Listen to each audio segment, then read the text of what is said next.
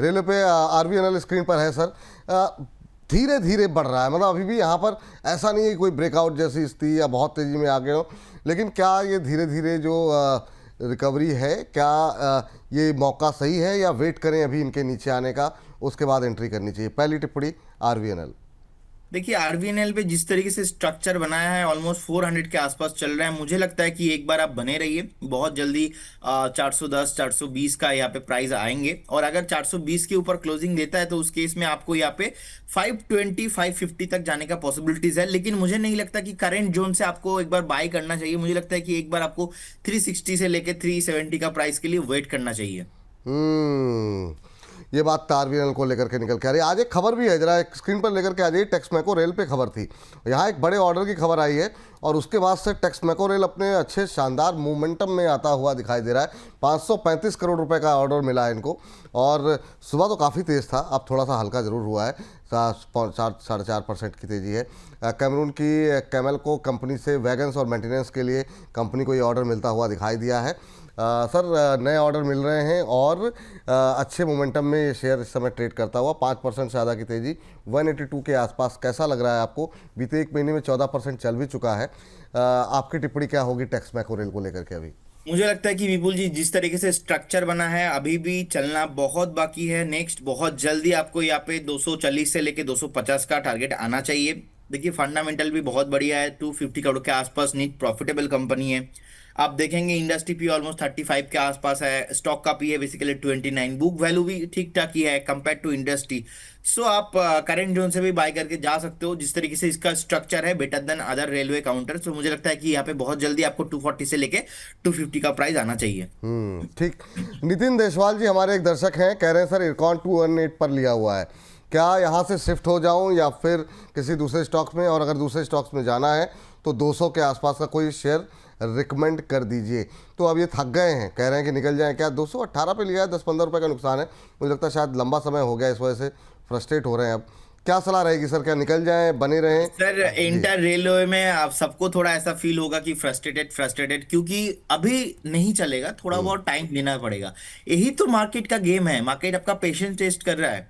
बहुत सारे लोग क्या करता है सर, मार्केट में उनको लगता है कि इमीड पैसा लगाया इमीडिएटली ऊपर आ जाएगा। नहीं भाई साहब, एटलीस्ट एक क्वार्टरली रिजल्ट देने के लिए भी आपको 3 महीना लगता है। सो 3 महीना 6 महीना तो आपको वेट करना पड़ेगा। 4 से 5 क्वार्टर अगर आप वेट नहीं कर सकते हो तो stock market is not for you. मुझे लगता है कि सर 200 के आसपास प्राइस बहुत बढ़िया है। जिस तरीके से 180 के ऊपर 185 के ऊपर ब्रेकआउट दिया है और जिस तरीके से बेस बनाया है, strong base with the volume and जब बॉटम बना रहा था उस टाइम पे सैंडविच पैटर्न बनाया टेक्निकल चार्ट में, अभी ऊपर आ रहा है। अभी भी रैली होना बाकी है। अगर आप अभी एग्जिट करके जाएंगे तो नेक्स्ट रैली का जो फ्रेश मूव है वो आपको नहीं मिलेगा। फिलहाल मुझे लगता है कि बहुत जल्दी स्टॉक आपको एक बार 225 से 230 का टारगेट आना चाहिए, लेकिन फिर भी थोड़ा स्लो है। बाकी अगर आप कंपेयर करना चाहते हो कि नहीं ऐसा 200 वाले कौन से स्टॉक है, तो हमने रिकमेंड किया था आज से कुछ दिन पहले स्कोडा ट्यूब। हम्म। स्कोडा ट्यूब ऑलमोस्ट प्राइस है इसका आज भी 199 200 के आसपास। तो मुझे लगता है कि स्कोडा ट्यूब में आप एक बार फ्रेश बाय करके जा सकते हो, ऐसा कोई तो प्रॉब्लम इसमें नहीं है। इसका वीकली हाई देखेंगे, जी।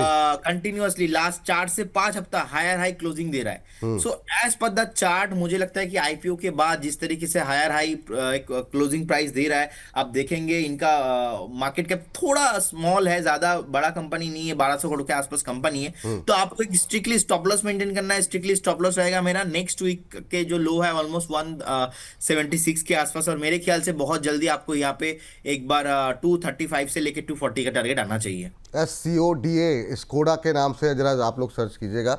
स्कोडा ट्यूब्स के नाम से कंपनी है, 200 रुपये के आसपास का शेयर है। 230 बोला है ना सर आपने? हाँ, 230 टू 230 तक है। 35 के एक दिन 230। हमने इंटरडे के लिए भी कॉल दिया था, हाँ बिल्कुल बिल्कुल, इंटरडे आ गया टारगेट था। अचीव हुआ था, टारगेट अचीव हुआ हाँ, था। बाकी डिलीवरी के लिए आपको पोजिशनली टाइम देना पड़ेगा।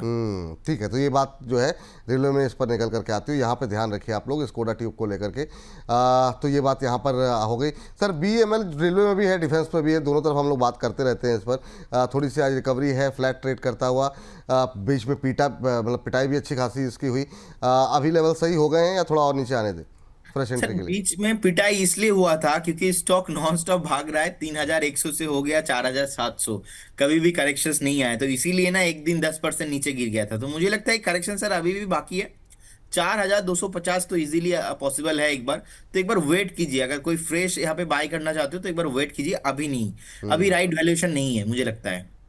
ठीक, अभी सही निर्णय नहीं है, अभी जो है वक्त ये नहीं आया है। चलिए अगली कंपनी का जरा रुख करते हैं, जिस पर सवाल काफ़ी रहते हैं, वो है जुपिटर वैगन सर। धीरे धीरे करके ऊपर की तरफ जाने की कोशिश कर रहा है जुपिटर वैगन। अभी क्या लेवल्स जो है, आप कौन से लेवल पे कंफर्टेबल होंगे? 400 से ऊपर गया था, लगा ब्रेकआउट आएगा, लेकिन थोड़ा सा उसके बाद से सेल ऑफ आया, अभी क्या करना चाहिए? नो डाउट विपुल जी, देखिए फंडामेंटल बहुत ही स्ट्रांग है। इनफैक्ट आप देखेंगे ऑलमोस्ट जो मार्केट कैप है 16,000 करोड़ के आसपास, प्रॉफिटेबल कंपनी है, ऑलमोस्ट 450 करोड़ के आसपास नीट पैट पोस्ट किया है। और जिस तरीके से स्टॉक भी रैली हुआ है रिसेंटली, मुझे लगता है कि ठीक ठाक ही है, ऐसा कोई स्ट्रक्चर वाइज प्रॉब्लम नहीं है, बॉटम अच्छे से बनाया। एक बार स्टॉक ना 400 के ऊपर यहाँ पे फ्रेश ब्रेकआउट आने वाला है, 400 के ऊपर अगर सस्टेन करता है उस केस में आप देखेंगे स्टॉक बहुत जल्दी आपको एक बार 480 से लेके 500 के टारगेट आते हुए दिखेंगे। फिलहाल अभी जिस तरीके से स्ट्रक्चर बनाया है, मुझे लगता है कि थोड़ा डाउन साइड भी पॉसिबल हो सकता है अगर इंटर द थीम थोड़ा नीचे आता है। तो 350 फोर से लेके 365 370 के आसपास आपको बाय ऑन डिप करके जाना है। और इंटरेस्टिंग फैक्ट विपुल जी यही है, आप भी देखेंगे कि हम्म। मार्केट अभी ऐसे एक जोन में है, हम्म। निफ्टी तो ऊपर है लेकिन मैक्सिमम स्टॉक में सेलिंग प्रेशर आ रहा है, हम्म। मैक्सिमम स्टॉक में सपोर्ट जोन के आसपास रिटेस्ट कर रहे हैं। मतलब हम बुल मार्केट के फेस नंबर 1 पे है। जब बुल मार्केट चलता है ना, मतलब उस टाइम पे ऑल स्टॉक भागेगा, गाधा घोड़ा सब ऑल भागेगा। लेकिन अभी हम मार्केट में उस फेस में है, निफ्टी तो वेल मैनेज हो रहा है, भारतीय एयरटेल रिलायंस जैसे स्टॉक्स में, बैंक निफ्टी तो मैनेज हो रहा है एचडीएफसी आईसीआईसीआई कोटक को देके। लेकिन स्टॉक्स जो है निफ्टी 50 के अंदर थोड़ा बहुत जो है करेक्शंस है। तो इसीलिए मेरा मानना यहाँ पे है, अगेन मैं सेम चीज बोलूंगा, बाय ऑन डीप करके जाना है, क्योंकि आप जिस प्राइस से बाय करोगे उसी के ऊपर हम्म। आप टिके रहोगे लंबा टाइम के लिए मार्केट में। अदरवाइज टॉप में खरीद के अगर आप रखते हो तो उस टाइम पे कोई मतलब नहीं होगा, आप बहुत फंसे रहेंगे हायर जोन पे। सर एक टिप्पणी जो है, जो हम लोग शो करते हैं ना, तो सारे जब हम कमेंट पढ़ते हैं, एक टिप्पणी 2-3 दिन से हम देख रहे हैं, कह रहे हैं कि सर जब भी आप अपने गेस्ट से बात करें तो एक चीज़ ज़रूर पूछ लें, एंट्री और एग्जिट लेवल। तो ये जो आप बाय ऑन डिप कहते हैं, तो ये बहुत लोग सवाल ये करते हैं कि किसी भी शेयर ओके। पे मतलब वो लेवल होगा क्या? अब जैसे जुपिटर वैगन की मान लीजिए हमने बात की, तो उसमें फिर अगर बाय ऑन डिप है तो वो डिप कितना डिप, कि 5% डिप, 10% डिप, तो वो थोड़ा सा अगर आप क्लैरिटी के साथ अगर हम लोग बढ़ें तो ज़्यादा बेहतर रहेगा। तो यहाँ पे क्या डिप, वो यहाँ पे वो कौन सा डिप सही रहेगा? देखिए मुझे लगता है कि अभी 386 के आसपास चल रहा है, जैसे कि मैंने बताया कि buy on dip, buy on dip के मतलब है जब भी स्टॉक एक दिन करेक्शंस आता है, 2 दिन करेक्शंस आता है, सपोर्ट के आसपास आता है, जैसे कि मैंने अभी यहाँ पे बताया कि 356 से 366 के आसपास एक सपोर्ट है। तो कभी भी अगर 360 के आसपास आता है तो आप यहाँ पे बाय करके जा सकते हो, that's called by on deep. ये बात यहाँ पर निकल करके आ रही है। तो इस पर आप लोग को नजर रखिए। चलिए अभी अभी जो कौन सी कंपनी नीचे दिखा रहे थे, आईआरएफसी जी शायद दिखा। हाँ बताइए सर, कोई शेयर है? बेसिकली बेसिकली मैं टेक्निकल वर्ड यूज करता नहीं, क्योंकि when I started my career ना, मैं ना सुनता था बहुत सारे एनालिस्ट को और मुझे इतना कॉम्प्लिकेटेड लगता था कि ट्रायंगल पैटर्न, ये पैटर्न, वो पैटर्न समझ में नहीं आता था तब। उसके बाद तो मैंने ना तभी एक चीज सोचा था कि मैं जिंदगी में कभी अगर एनालिस्ट बना तो मैं ऐसे कठिन शब्द का यूज तो नहीं करूंगा। नहीं सर, ये बात आपकी बिल्कुल सही की। मुझे लगता है कि अगर आप कोई शब्द ऐसा है भी तो उसके इस्तेमाल के साथ साथ उसका मतलब समझा दें, क्योंकि जार्गन्स बहुत ज़्यादा इस्तेमाल करने पे रिटेलर्स हमारे तो दर्शक ऐसे हैं जो बिल्कुल नहीं समझते मार्केट को, वो आपको देख करके, किसी एक्सपर्ट को देख करके फिर वो ट्रेड लेते हैं। तो मुझे लगता है उनको जितनी आसान भाषा में हम बता सकें, तो ये बहुत अच्छी सोच है सर आपकी, और हमारा भी मानना यही है कि अगर कोई शब्द ऐसा है तो उसके मायने भी ज़रा हम बताते हुए चलें तो ज़्यादा बेहतर रहेगा। Yes sir, IRFC. देखिए आईआरएफसी आप देखेंगे, no doubt is a very good stock in terms of liquidity, in terms of profitable, very very profitable company. आप देखेंगे 6,502 करोड़ के आसपास पैट पोस्ट किया है। आप देखेंगे 1,81,000 क्या अप्रोक्स जो है मार्केट कैपिटलाइजेशन है। डिविडेंड भी दिया था लास्ट टाइम बहुत बढ़िया। सो अभी 139 के आसपास चल रहा है। आई बिलीव कि बहुत जल्दी स्टॉक आपको 160 के ऊपर जाता हुआ दिखेंगे। अगर आपको बाय करना है कभी भी, अगेन बाय ऑन डीप, मतलब 125 से लेके 130 के बीच कभी भी आता है तो बाय ऑन डीप करके जाइए इस जोन के अंदर। उस केस में आपका स्टॉप लॉस लगाना है 95। आपको 25 रुपये का स्टॉप, ऑलमोस्ट 25-26 रुपये का स्टॉप लॉस रहेगा। और हायर टाइम फ्रेम में अगर आपका बाइंग ऐसा हो जाता है, मुझे लगता है कि 180 से लेके 200 का टारगेट आना चाहिए। और 200 के ऊपर जाने पे और भी हायर प्राइस यहाँ पे पॉसिबिलिटीज है। सर यहाँ पे जो एक चीज बहुत ही इंटरेस्टिंग है कि आप देखेंगे कि सेल ग्रोथ लगातार लास्ट 3 साल से CAGR ऑलमोस्ट 11% के आसपास कंटिन्यू हो रहा है। So price to earning almost 28 के आसपास। तो क्वार्टरली सेल्स भी बहुत बढ़िया है, ऑलमोस्ट 6,723 करोड़ के आसपास तो क्वार्टरली सेल्स हुआ है। मतलब अगर आप नीट नीट प्रॉफिट देखते हैं कि 6,500 करोड़ लास्ट पोस्ट किया है, और क्वार्टरली सेल्स भी बहुत बढ़िया हुआ है, मतलब स्टॉक्स अर्निंग भी कर रहा है। और टेक्निकली जो हम प्राइस टू बुक वैल्यू देखते हैं वो भी बहुत बढ़िया लग रहा है मुझे। एंड स्पेशली जो स्टॉक का पी रेशियो है, प्राइस टू अर्निंग रेशियो, आप देखेंगे 28। अगर इसको ही हम बेसिकली अदर स्टॉक के साथ देखेंगे, अदर स्टॉक में मैक्सिमम 35-40 के आसपास होता है। सो स्टॉक अर्निंग कर रहा है, स्टॉक का फंडामेंटल बढ़िया है, मार्केट में लिक्विडिटी का प्रॉब्लम नहीं है। ये जो नीचे थोड़ा बहुत है, ये एक भाई यूनिवर्सल अभी थीम चला नहीं। जैसे ही थीम भागेगा ना, स्टॉक बहुत ऊपर जाने वाला है। तो मेरे ख्याल से बने रहिए जिनके पास है। बाकी बाय करना है तो 125 से लेके 128 के आसपास बाय कीजिए। ठीक, तो ये अभिजीत साड़ू जी हैं। उम्मीद करते हैं उन अभिजीत जी आपको आपके प्रश्न का उत्तर मिल गया होगा। एक सर हमारे एक और दर्शक हैं, वो कॉन्कोर के बारे में जानना चाह रहे हैं। रीना जी हैं, रीना परमार जी कह रही हैं कि गुड मॉर्निंग सर, कॉन्कोर इनके पास 960 पे लिया हुआ है, अभी इनको क्या करना चाहिए सर? और या फिर इनके जैसे मतलब हम तो एक ऐसा व्यू लेकर के चलें जिससे हर तरह के जो दर्शक हैं उनको, जो लोग लेना चाह रहे हैं जिनके पास है, उनके लिए क्या व्यू रहेगा? और रीना जी खास तौर से 960 पे लेकर बैठी हुई हैं। सर मुझे लगता है कि स्टॉक में थोड़ा बहुत प्रेशर रह सकता है। और मेक श्योर जब भी आप कोई भी स्टॉक में निवेश कर रहे हो, उनका उसका मार्केट लिक्विडिटी कैसा है, क्योंकि स्टॉक का मार्केट लिक्विडिटी ज्यादा नहीं है, 19,000 करोड़ के आसपास है। No doubt is a good, but जब हम IRFC को लेके बात कर रहे थे उस टाइम पे मैंने बोला 1,81,000 करोड़ के आसपास, मतलब लिक्विडिटी का उसमें प्रॉब्लम नहीं है।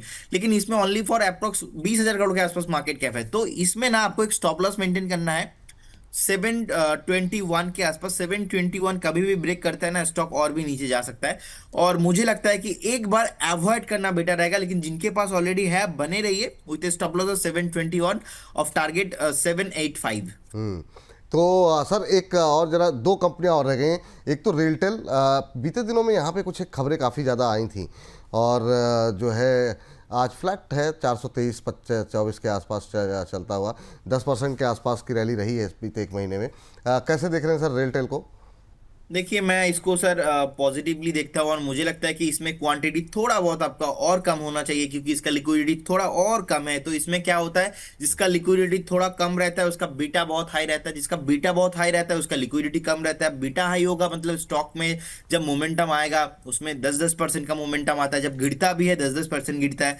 तो मेक श्योर अभी 423 के आसपास चल रहा है, तो अभी 395 से लेके 405 कभी भी अगर आता है इस जोन पे, बाई ऑन डीप करके जाइए। इस केस में आपका स्टॉप लॉस होगा 374। और अभी मुझे लगता है कि जिस तरीके से 423 के आसपास चल रहा है, एक रिसेंटली डिप भी लगाया था 409 के आसपास, अगर इसके नीचे नहीं जाता है, मोमेंटम कंटिन्यू होने वाला है। बहुत जल्दी स्टॉक 440 से लेके 450 का प्राइस आता है दिखेंगे। और एक बार यहाँ पे क्या है ना, इसका प्रीवियस भी रेजिस्टेंस था ऑलमोस्ट 450 से लेके 454 के आसपास। तो 454 अगर ये जोन ब्रेक होता है वीकली बेसिस पे, फिर से स्टॉक आप देखेंगे 520 से लेके 530 का जोन उसमें आना चाहिए। लेकिन मेक श्योर इसका बीटा बहुत हाई है, लिक्विडिटी थोड़ा कम है, 13,000 करोड़ के आसपास मार्केट कैप है।